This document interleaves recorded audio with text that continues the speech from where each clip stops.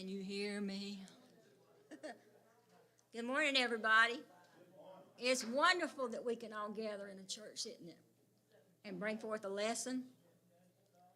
Does anybody have a prayer request that they want to make known? I know we.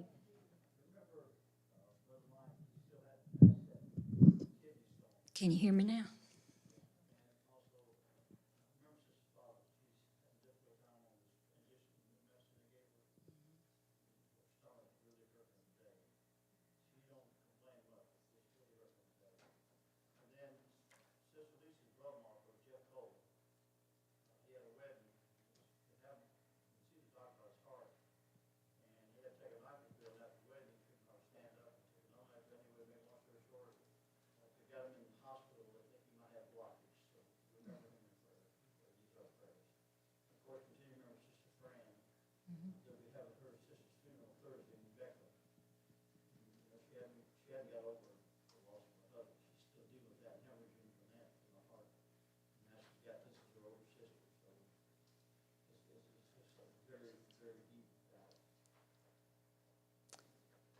Anybody else? One prayer request that I would have is pray for these empty pews, that it would be drawn in here. Brother Fawcett, would you take us to prayer?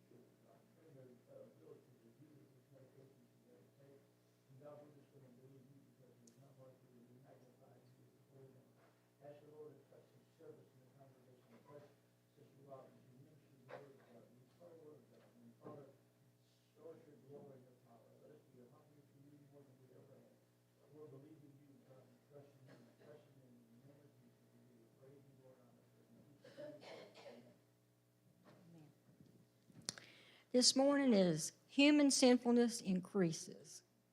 And don't we all know that? All we got to do is turn on the TV. And sometimes all we need to do is look out the front door. And there it is.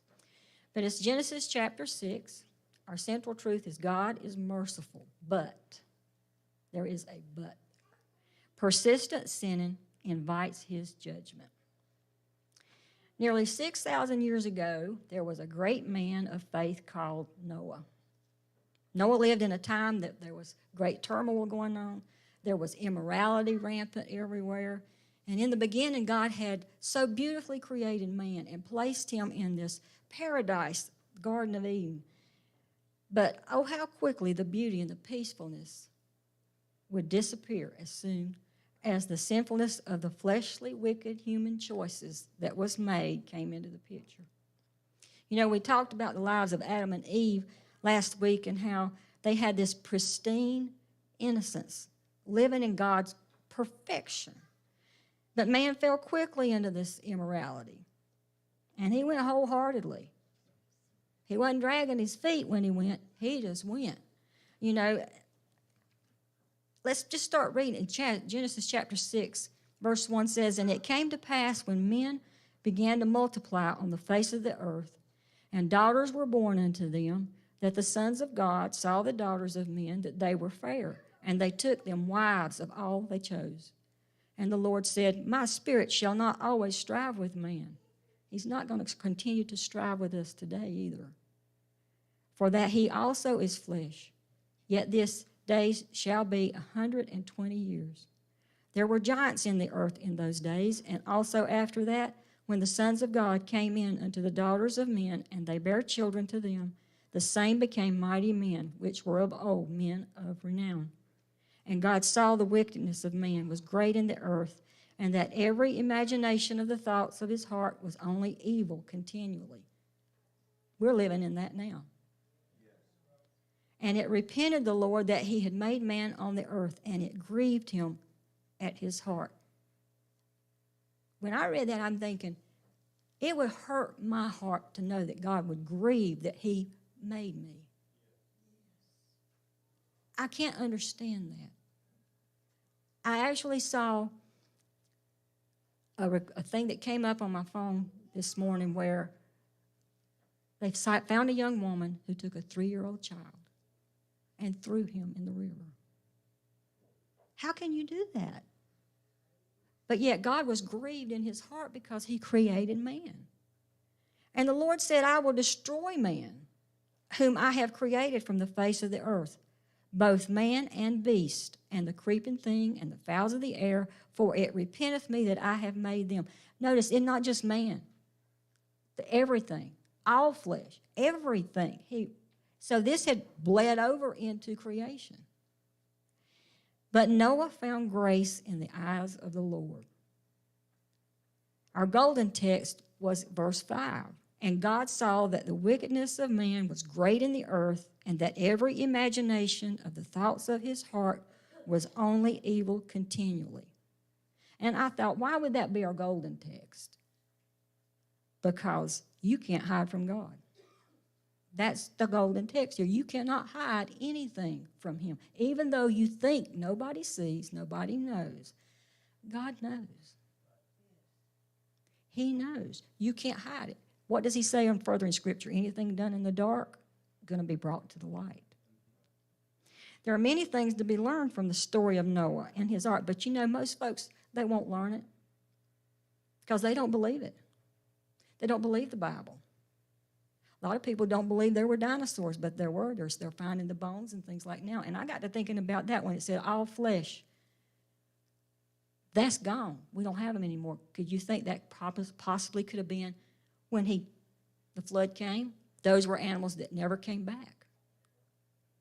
The Bible's clear about all the facts of the story when we read about Noah.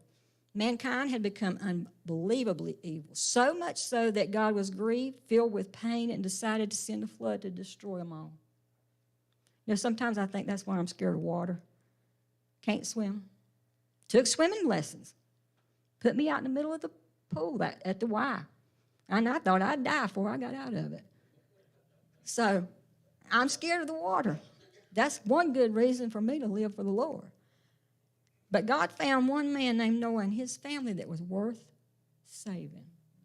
And I began to think, if he looked here today, would he find worth saving?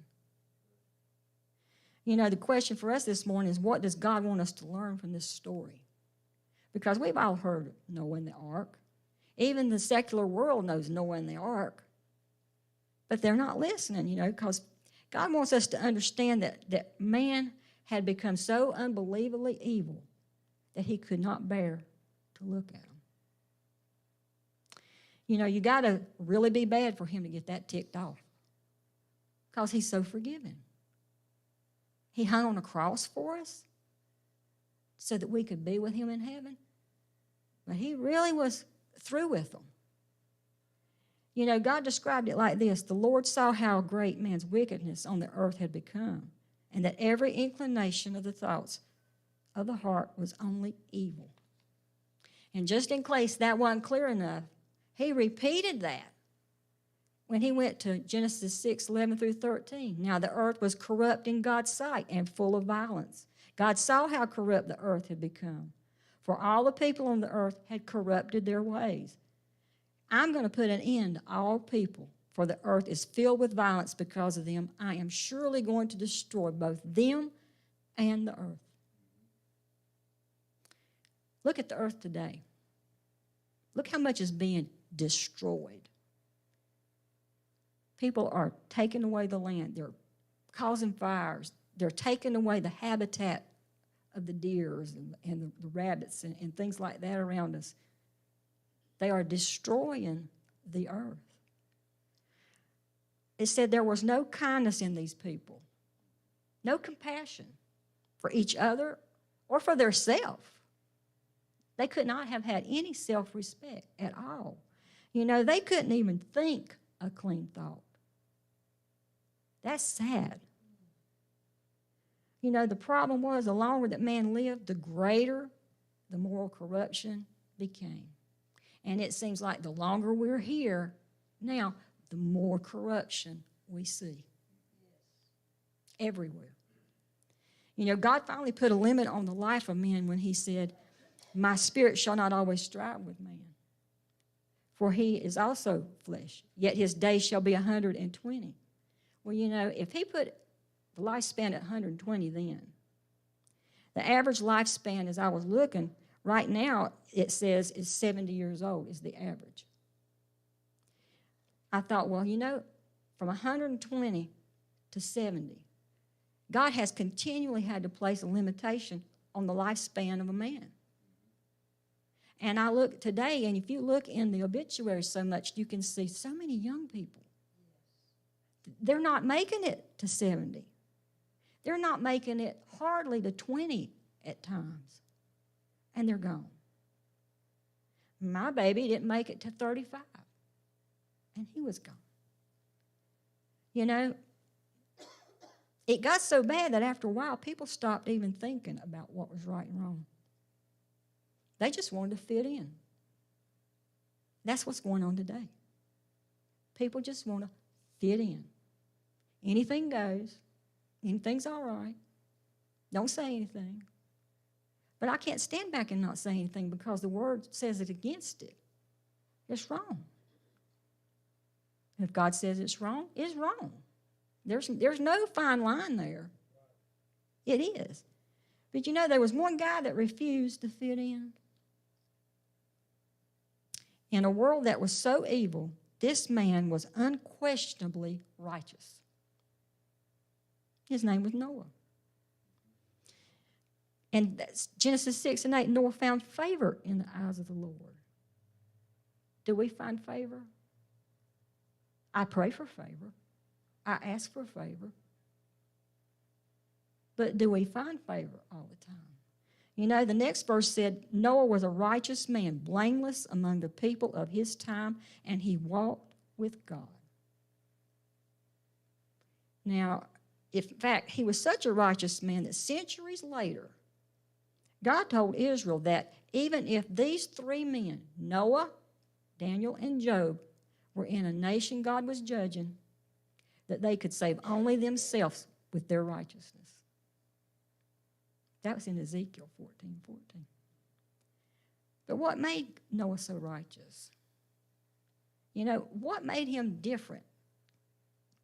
Different than anybody else. What does it mean when he says he walked with God? He walked with God. It meant he spent the majority of his time with God. You know, he didn't just give God his weekend. Everywhere he walked, he took God along with him. You know, every day of the week, Noah had him. Noah didn't believe that God just existed. He believed that he cared for him and that he was interested in everything in every part of his life. You know, the Bible tells us to pray without ceasing, which I really brought that out to the Lord several times this past week as I was studying this lesson. I said, Lord, sometimes I think I talk to you too much because I think you really didn't want to hear about that, but you knew it. So I continued.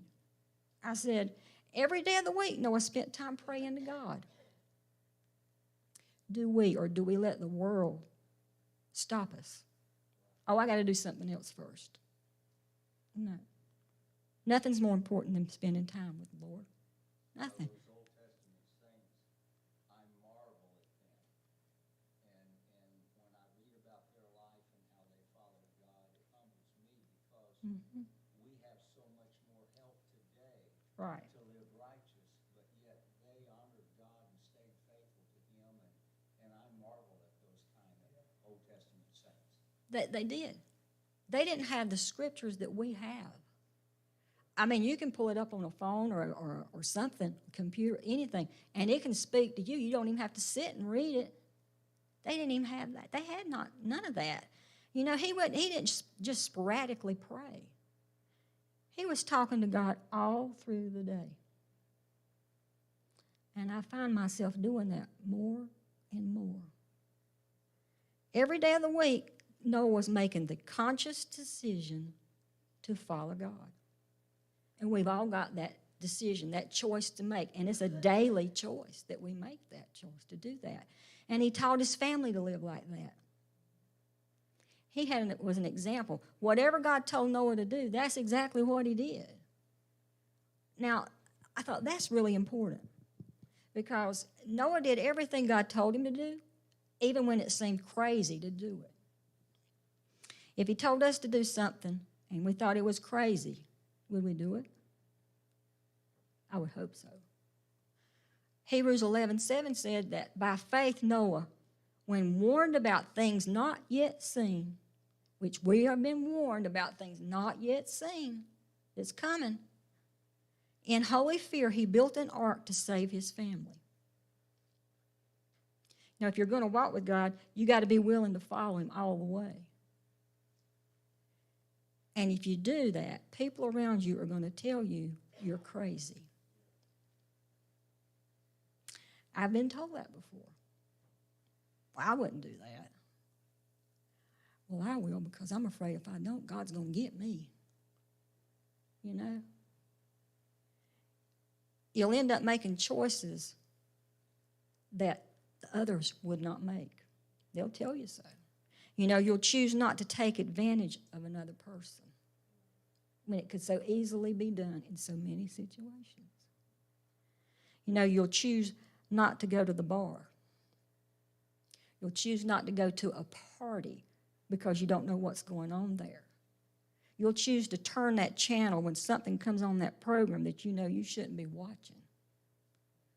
There's a word being said that you shouldn't hear. When you do that, you're allowing that to come into your home. Do you think that people around Noah laughed at him, made fun of him? He's building this huge boat out in the middle of nowhere. I want you to know, I know what it's like to be laughed at, made fun of. I was brought up in the church. I know what it's like to be laughed at and made fun of. You go into school that Monday, and they're talking about this they done and this party they went to and this over here they done. And what did you do? I went to church Sunday. But I went to church Sunday. And on Sunday night, we didn't get home till close to bedtime, pretty much after my normal bedtime. But that was okay. In 2 Peter 2:5, it says, "And spared not the old world, but saved Noah, the eighth person, a preacher of righteousness, bringing in the flood upon the world of the ungodly." A preacher of righteousness. You know, as he was out there, that ark had to be this constant reminder that Noah was sending a message of condemnation, even when he wasn't saying anything. The labor that he was doing, they were witnessing him as he was building this ark. And he never had to open his mouth. You know, Hebrews 11:7 says that by faith Noah, being warned of God, he was moved with fear, prepared an ark to the saving of his house, by which he condemned the world. You know, when people find themselves that they're being condemned for something, or you're saying that's wrong, they tend to do more than just laugh. They get kind of nasty. In the same way, the world ridiculed and mocked him as he built this ark, which then they thought was foolishness Mm-hmm. and nonsense. As it was the days of Noah, today they Mhm. They think the church is old-fashioned, unnecessary, logistics, all this stuff. They don't realize it's the only refuge they have. Exactly. It's the only place of deliverance. Right. Only through the body of Christ. It don't happen any other way. Mm-mm. And yet they look at it and mock it. The very thing that can deliver and set them free, they make fun and mock. And that's is going to continue until the trump of God sounds. And just when as God shut the door, and the trump of God sounds, they'll wish they still had the saints on this earth. Until the children of those who really lived that life before them, when they get in trouble, who do they call? The saint of God. Somebody they know can reach the master. They're right. Mm-mm. And once it's over, once they get it, they're gone. You know, Jesus said we were going to face faith being ridiculed. He said, blessed are those who are persecuted because of righteousness, for theirs is the kingdom of heaven. Blessed are you when people insult you, persecute you, falsely say all kinds of evil against you because of me. Rejoice and be glad, because your reward is great in heaven. For in the same way they persecuted the prophets that were before you. Noah was persecuted. You got to know that he was. Why would people persecute followers of Jesus? Because our lives, if you're living it right, is a constant reminder to them that they are wrong. And they're living it the wrong way. They don't want to be around you because they're feeling condemned. I remember when I was still working in the school system, I had a school principal come to me, and there was an issue that was going on with some of the children and the parents being very unruly. And he got really upset, and he just froze. And he said, I've got to leave. And I said, why? He said, because you're cramping my language. He said, I know that you're a Christian, and I've got to go over here. And I hadn't opened my mouth. I'm not saying that to be boastful, but what I'm saying is you can still be a blessing and a witness without ever saying a word if we're living right. I love Reed's saying, he says, preach your life. Use words if necessary. That's wonderful. Preach your life. Use words if necessary. You know, the folks out there were not innocent. Not one. Not one was innocent. Can you imagine seeing all the people of the world and knowing nobody's innocent but Noah? Nobody. And I'm sure Noah was still flesh, and there were still things that he didn't do right because nobody's perfect in this flesh. But yet he continually was before the Lord. Like Brother Lackey says, go by the cross. I have to go by the cross 2 and 3 times a day sometimes because I feel like, oh dear, help me, Lord. You know? The fact that God reveals to him as he's walking upright, that he's going to bring judgment Mm-hmm. and catastrophe. So in the midst of all this deliverance and everybody that's going away, I think it provoked him to make sure he's walking straight and narrow. Exactly. As we should today, and we keep trying to tell people, listen, the trump of God's going to sound, and they've heard it so long. Most of us have heard it since we've been children or were saved in the church. I started hearing it when I was 16 years of age, and I got saved in the church. Lord's coming, Mm-hmm. until they just kind of wash it out. They tune it Mm-hmm. out. And it's the same kind of warning that we should be carrying the saints. The Lord have right now. Exactly. And that's what he realized, even though they mocked, I think it gave him that determination and focus that, look, you just don't know what's going to look like. You can laugh, but I'm telling you right now, I'm going to save my family. Exactly. And that's where we need to be. We need to pray desperately for our families, those who are not walking right. You know, I got to thinking about how could I illustrate something like this. And this is what I thought about. Have you ever gone in your kitchen and you picked up a loaf of bread and you were going to make a piece of toast?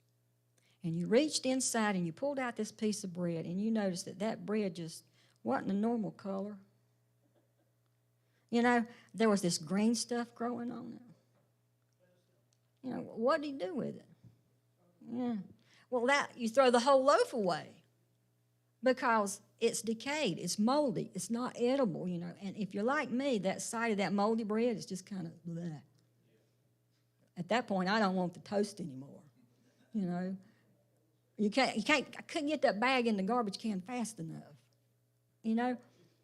And there's been a couple of times that I forgot about a bag of bread, and I didn't even have to open it to see that it was this sickening shade of green, you know. Sometimes you feel like you need to put on a pair of gloves just to pick up the bag and find this hazardous waste place to get rid of it because it's so gone, you know. But, you know, I got to thinking, too, if you've got a slice of bread over here, this one slice of bread, there's nothing wrong with it. It's fresh. It's clean. It's edible. There's nothing on it. Would you put that piece of loaf, that one piece, back down in that bag that's got the mold and the decay? No. Because if you dropped it in there, do you think it would get the rest of it clean? No, it would decay too. So you got to keep it out of it. You know, that's how the earth looked to God in those days. It was moldy, it was decayed, it was corrupt. It was time to throw it in the hazardous waste. Get rid of it.